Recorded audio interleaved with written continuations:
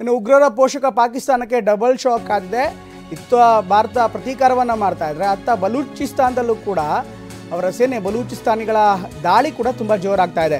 ಭಾರತೀಯರು ಇತ್ತ ಸೇನೆ ಮೇಲೆ ದಾಳಿ ಮಾಡ್ತಾ ಇದ್ರೆ, ಇನ್ನೊಂದು ಕಡೆಗೆ ಬಲೂಚಿಸ್ತಾನಿಗಳು ಕೂಡ 12 ಸೈನಿಕರನ್ನು ಬಲಿ ಪಡೆದಿದ್ದಾರೆ. ಪಾಕಿಸ್ತಾನದ ಸೈನಿಕರ ಜೀಪ್ ಸ್ಫೋಟಿಸಿದಂಥ ಬಂಡುಕೋರರು ಉಗ್ರರ ಪೋಷಕ ಪಾಕಿಸ್ತಾನಕ್ಕೆ ಈಗ ಡಬಲ್ ಶಾಕ್ ಆಗಿದೆ. ಯಾಕೆಂದರೆ ಅತ್ತ ಬಲೂಚಿಸ್ತಾನ್ ಲಿಬ್ರೇಷನ್ ಆರ್ಮಿ ಕೂಡ ಪಾಕಿಸ್ತಾನದ ಮೇಲೆ ಕಾರ್ಯಾಚರಣೆ ನಡೆಸಿದ್ದು, ಪಾಕಿಸ್ತಾನದ ಸೇನೆ ಮೇಲೆ ಇನ್ಫ್ಯಾಕ್ಟ್ ಸೇನೆಯ ವಾಹನದ ಮೇಲೆ ಅಟ್ಯಾಕ್ ಮಾಡಿರುವಂಥ ದೃಶ್ಯಾವಳಿಗಳು ಕೂಡ ಲಭ್ಯವಾಗ್ತಾ ಇದೆ. ಪಾಕಿಸ್ತಾನ ಸೇನೆಯಂತೂ ಅವರು ಬಲೂಚಿಗಳ ವಿರುದ್ಧ ಕಾರ್ಯಾಚರಣೆಯನ್ನು ಮಾಡ್ತಾಯಿದ್ರು. ಈ ಸಂದರ್ಭದಲ್ಲಿ ಪಾಕಿಸ್ತಾನಿ ಸೇನೆಯ ವಾಹನವನ್ನು ಟಾರ್ಗೆಟ್ ಮಾಡಿರುವಂಥ ಬಲೂಚಿಸ್ತಾನ್ ಲಿಬ್ರೇಷನ್ ಆರ್ಮಿ ಆ ಸೇನಾ ವಾಹನವನ್ನೇ ಸ್ಫೋಟಗೊಳಿಸಿದೆ. ಇದು ಬಲೂಚಿಸ್ತಾನ್ ಲಿಬ್ರೇಷನ್ ಆರ್ಮಿ ಮಾಡಿರುವಂಥ ಕಾರ್ಯಾಚರಣೆ. ಬಲೂಚಿಸ್ತಾನ್ ಲಿಬ್ರೇಷನ್ ಆರ್ಮಿ ಪಾಕಿಸ್ತಾನದ ಸೇನಾಪಡೆಯ ಮೇಲೆ ಇನ್ಫ್ಯಾಕ್ಟ್ IED ಬ್ಲಾಸ್ಟ್ ನಡೆಸಿದೆ. IED ದಾಳಿಗೆ ಈಗ ಪಾಕಿಸ್ತಾನದ ಇನ್ಮೇಲೆ ಮನೆ ಕೆಲಸಕ್ಕೆ ಹೆಲ್ಪ್ ಮಾಡ್ಬೇಕು ನೀವು. ಯಾಕೆ ನಿಂಗೆ ಎಲ್ಲರ ಕೆಲಸ ಸಿಗ್ತಾ? ಕೆಲಸನ ನೋವೇ, ನಾನೇ ಬಾಸ್ ಆಗ್ತೀನಿ. ಬಾಸ್ ಅದೇಗೆ? ಬಾಸ್ ವಾಲಾ ಬಿ ದ ಬಾಸ್. ಸೇನೆಯ ವಾಹನ ಸಂಪೂರ್ಣ ಧ್ವಂಸವಾಗಿದೆ. ಇದರಲ್ಲಿ 12 ಮಂದಿ ಪಾಕಿಸ್ತಾನದ ಸೈನಿಕರು ಮರಣವನ್ನು ಹೊಂದಿದ್ದಾರೆ ಅನ್ನುವಂಥ ಮಾಹಿತಿ ಲಭ್ಯವಾಗ್ತಾ ಇದೆ. ಬಲೂಚಿಸ್ತಾನ ಕೂಡ ನಿರಂತರವಾದಂಥ ದಾಳಿಯನ್ನು ಮಾಡ್ತಾ ಇದೆ. ಅತ್ತ ಸುಮಾರು ಒಂದು ವಾರದ ಹಿಂದೆ ಪಾಕಿಸ್ತಾನದ ಸೇನೆದ ಮೇಲೆ ಅಟ್ಯಾಕ್ ಮಾಡಿದಂಥ ಬಲೂಚಿಸ್ತಾನಿಗಳು 11 ಪಾಕ್ ಸೈನಿಕರನ್ನು ಹತರನ್ನಾಗಿಸಿದ್ರು. ಈಗ ಪಾಕಿಸ್ತಾನದ ಸೇನಾ ವಾಹನದ ಮೇಲೆ ದಾಳಿ ಮಾಡಿರುವಂಥ ಬಲೂಚ್ ಆರ್ಮಿ 12 ಪಾಕಿಸ್ತಾನದ ಯೋಧರನ್ನು ಟಾರ್ಗೆಟ್ ಮಾಡಿ ಹತ್ಯೆ ಮಾಡಿದಂಥ ಮಾಹಿತಿ ಲಭ್ಯವಾಗ್ತಾ ಇದೆ.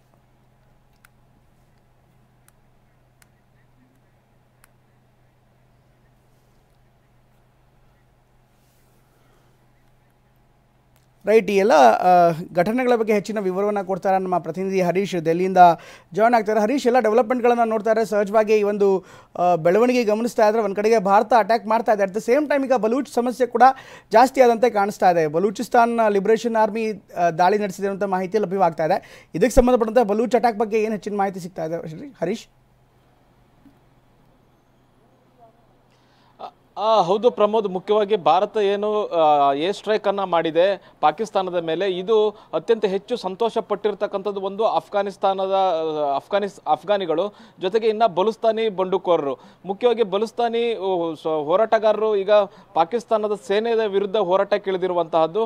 ಮತ್ತೆ ನಿನ್ನೆ ಒಂದು ವಿಡಿಯೋವನ್ನು ಅವರು ಬಿಡುಗಡೆ ಮಾಡಿರುವಂಥದ್ದು, ಅಂದರೆ ಪಾಕಿಸ್ತಾನಿ ಸೈನಿಕರನ್ನ ಮತ್ತೆ ಅವ್ರನ್ನ ಹೇಗೆ ಪಾಕಿಸ್ತಾನಿ ಮಿಲಿಟರಿ ವೆಹಿಕಲ್ನ ಹೇಗೆ ಧ್ವಂಸ ಮಾಡಿದ್ದಾರೆ, ಬಾಂಬ್ ಬಿಟ್ಟು ಸ್ಫೋಟ ಮಾಡಿದ್ದಾರೆ ಅನ್ನುವಂಥ ಒಂದು ವಿಡಿಯೋವನ್ನು ಬಿಡುಗಡೆ ಮಾಡಿದ್ದಾರೆ. ಅದು ಭಯಾನಕವಾಗಿರ್ತಕ್ಕಂಥದ್ದು.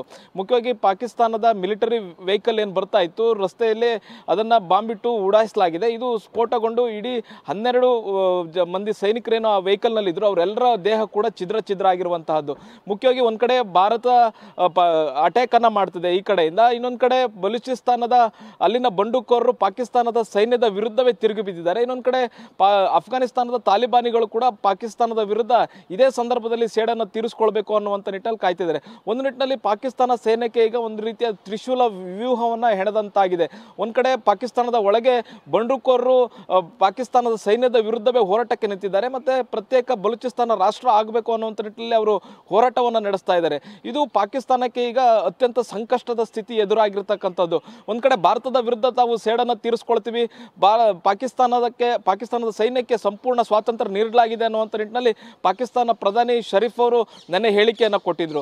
ಈಗ ಪಾಕಿಸ್ತಾನದ ಒಳಗಡೆನೆ ಈ ತರದ ಒಂದು ರೀತಿಯಾಗಿ ಬಂಡುಕೋರರು ಸೇನೆಯ ವಿರುದ್ಧವೇ ಹೋರಾಟಕ್ಕೆ ಇಳಿದಿದ್ದಾರೆ.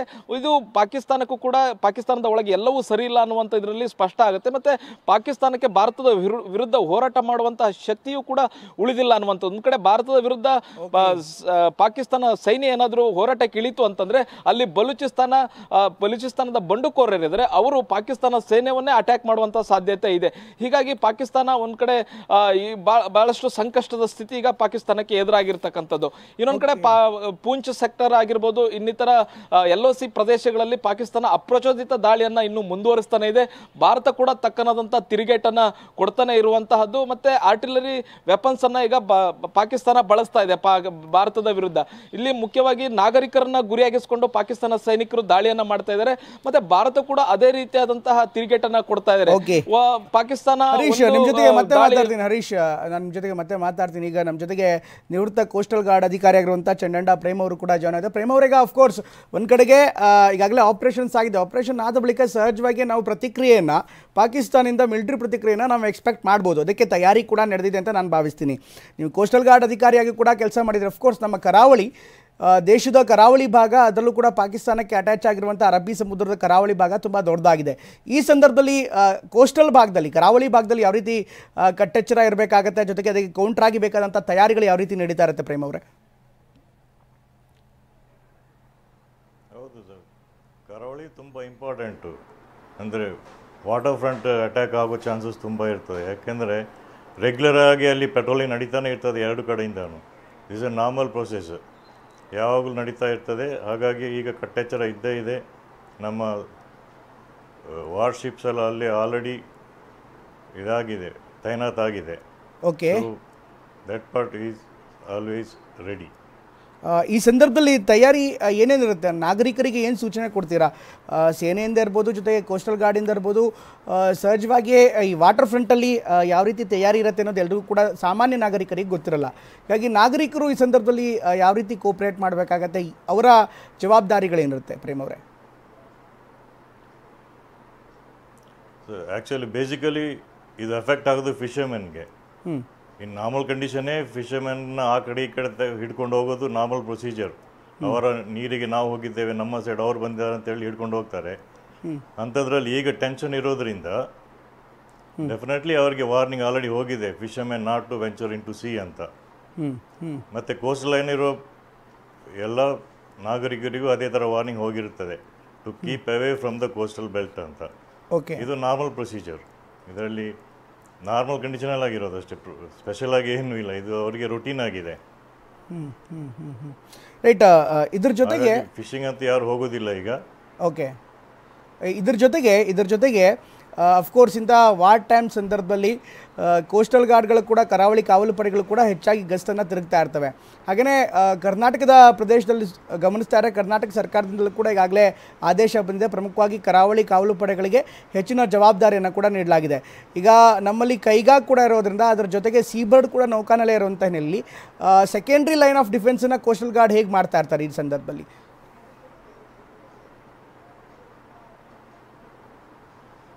ಕೋಸ್ಟ್ ಗಾರ್ಡ್ದು ಪ್ರೈಮರಿ ಡ್ಯೂಟಿನೇ ಕೋಸ್ಟಲ್ ಸೆಕ್ಯೂರಿಟಿ.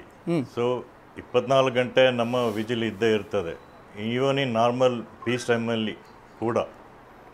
ಈಗ ಅಂತೂ ಟೆನ್ಷನ್ ಇರೋದ್ರಿಂದ ಡೆಫಿನೆಟ್ಲಿ ಪೆಟ್ರೋಲಿಂಗ್ ನಡೀತಾ ಇರ್ತದೆ, ಆಲ್ವೇಸ್ ಮೈಂಟೈನಿಂಗ್ ಸಿ ವಿಜಿಲ್. ಇದರಲ್ಲಿ ಕೋಸ್ಟ್ ಗಾರ್ಡ್ ಇದೆ, ಇಂಡಿಯನ್ ಕೋಸ್ಟ್ ಗಾರ್ಡ್, ಇಂಡಿಯನ್ ನೇವಿದು ಶಿಪ್ಸ್ ಇರ್ತವೆ, ನಮ್ಮ ಕೋಸ್ಟಲ್ ಪೊಲೀಸು ಇದೆ. ಎಲ್ಲರೂ it's joint operation actually. Okay, ಎಲ್ಲರೂ ನಮ್ಮ ಕಾರ್ಯ ನಾವು ಮಾಡ್ತಾ ಇರ್ತೀವಿ. ಜಾಯಿಂಟ್ ಸಿ ಪೆಟ್ರೋಲಿಂಗ್ ಅಂತ ಹೇಳ್ತೀವಿ ಇದಕ್ಕೆ, JSP. Okay okay. ನಿಮ್ಮ ಜೊತೆಗೆ ನೇವಿ ಕೂಡ ಕೋರ್ಡಿನೇಷನ್ಸ್ ಇರುತ್ತೆ ಈ ಸಂದರ್ಭದಲ್ಲಿ? ನೇವಿ ಕೂಡ ಕೋರ್ಡಿನೇಷನ್ಸಲ್ಲಿ ಇರುತ್ತಾ? ನೇವಿ ಸೂಚನೆಗಳು ಅಥವಾ ಅದಕ್ಕೆ ಸಂಬಂಧಪಟ್ಟಂತೆ ಇನ್ಫಾರ್ಮೇಷನ್ ಕಲೆಕ್ಷನ್ಸ್ ಇರ್ಬೋದು, ಇಂಟೆಲ್ ಕಲೆಕ್ಷನ್ಸ್ ಇರ್ಬೋದು? ಹೌದು ಸರ್, ನೇವಿ ಇರುತ್ತದೆ, ಕೋಸ್ಟ್ ಗಾರ್ಡ್ ಇದೆ, ಕೋಸ್ಟಲ್ ಪೊಲೀಸ್ ಇದೆ, ಈವನ್ ಫಿಶರೀಸ್ ಡಿಪಾರ್ಟ್ಮೆಂಟು ಅವರ ಕೆಲಸ ಮಾಡ್ತಾ ಇರ್ತಾರೆ. Everybody will be on a vigil. Again I said, it's a joint sea patrolling ನಾವು ಹೇಳ್ತೀವಿ. ಎಲ್ಲರೂ ಅವರವರ ಏರಿಯಾದಲ್ಲಿ ತೈನಾತಾಗಿರ್ತೀವಿ. ಓಕೆ ಓಕೆ ಪ್ರೇಮ್ ಅವರೇ, ನಿಮ್ಮ ಜೊತೆಗೆ ಮತ್ತೆ ಮಾತಾಡ್ತೀನಿ. ಒಂದು ಅಪ್ಡೇಟ್ ಬರ್ತಾ ಇದೆ.